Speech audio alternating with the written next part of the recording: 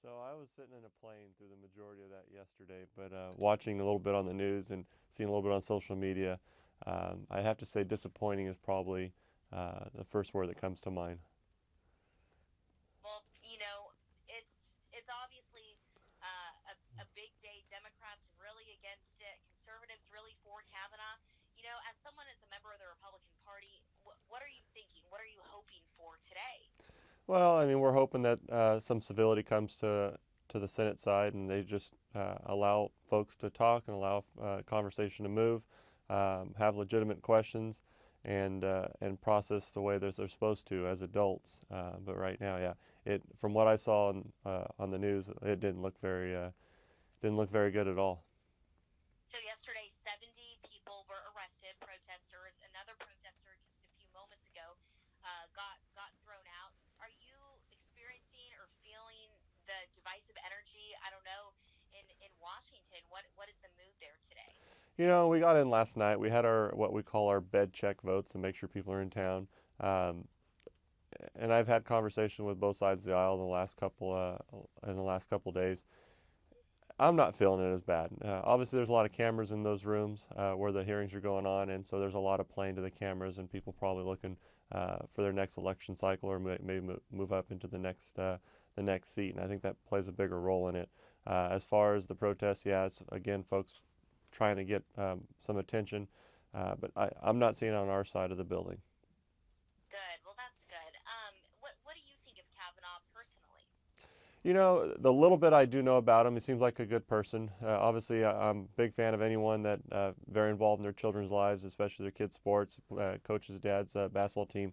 Um, uh, it seems like a decent person. He's been around for some time, serving the Bush administration. I think he's got quite a bit of information out there already. Some of that information is classified because of his role in the White House. But I think he's a great pick, and we're looking forward to seeing him actually sit on the bench. And you think that'll be able to be accomplished here within the next few days? Not in the next few days, but yeah, I do believe it. He'll ultimately get through. Awesome, awesome. Okay, moving forward, from that hot topic, how are things going now that you're back? I just saw you here in town. What are you going to be working on the next few weeks, days? Give me the scoop. Well, right now, sitting on the appropriations committee, funding the government before the end of the month is the big push that we've got. We've got 10 legislative days left, and trying to get our appropriations bills through and signed into law before the end of the month. September 30th is the deadline, and we've actually made a lot of good progress. The Senate's moved more bills than the House has, which the Senate moving any bills off the Senate floor is the first time that's happened in 20 years. So we're off to a good start, but having 10 days to finish the job, it will be tight and it will be a lot of work to get done. Absolutely. And what are you looking forward to most? I know we have this blue water bill. Yeah. Still working on our legislation with aid to farmers. What are sort of your main goals here to bring the Central Valley into Washington? Well, obviously the farm bill is something that we're working on as well. The deadline is by the end of the month. Making sure that it is a farm bill that addresses a lot of needs for the Central Valley is important. Conference committee is going on right now as we speak, and they're hopeful that they get that done before the end of the month too. I think that one might be a little bit difficult with only 10 days. I think appropriations are gonna take precedent, and they're gonna try to get those done, and that might push farm bill a little bit beyond the deadline. As far as the Blue Water Navy, you mentioned, yeah, we're still pushing there. Senate, we're waiting on our Senate to do their job. We sent a letter over to the committee to just make some comments in support of the legislation and make another argument for it.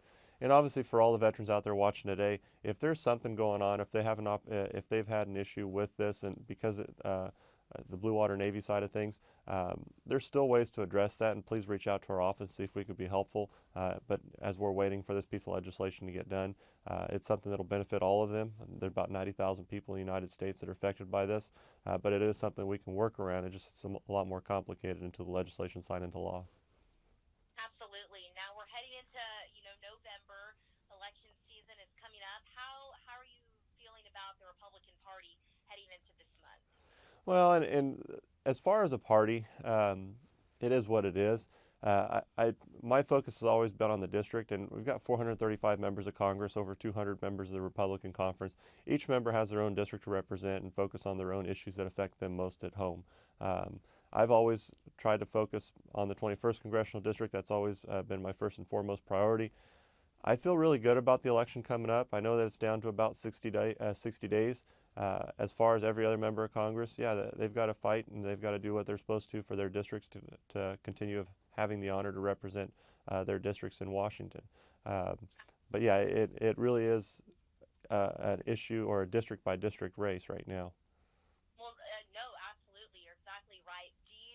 There's been some tension between the president and some California lawmakers. And do you think that it's going to be rough for Republicans to hold firm? There's a lot of bad press around the party in the media. Even we can see in this hearing that's happening, so many protesters.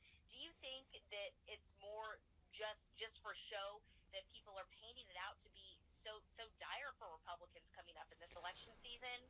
So I think a lot of the protests are obviously they're looking for attention. But when you look at what's going on at home, you're looking at the economy, you're looking at the jobs numbers, you're looking at a lot of different things that actually affect people at home. I think things are actually going pretty well, and numbers have shown that.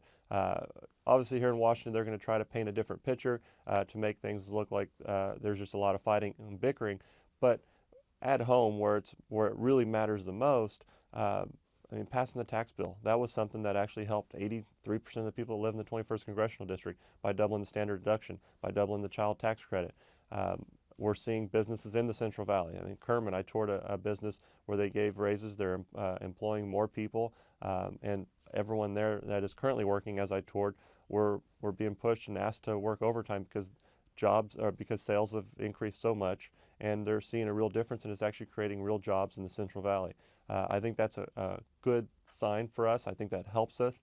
But yeah, obviously at the top here in Washington, there are people trying to distract and trying to make more issues out of things that really aren't there.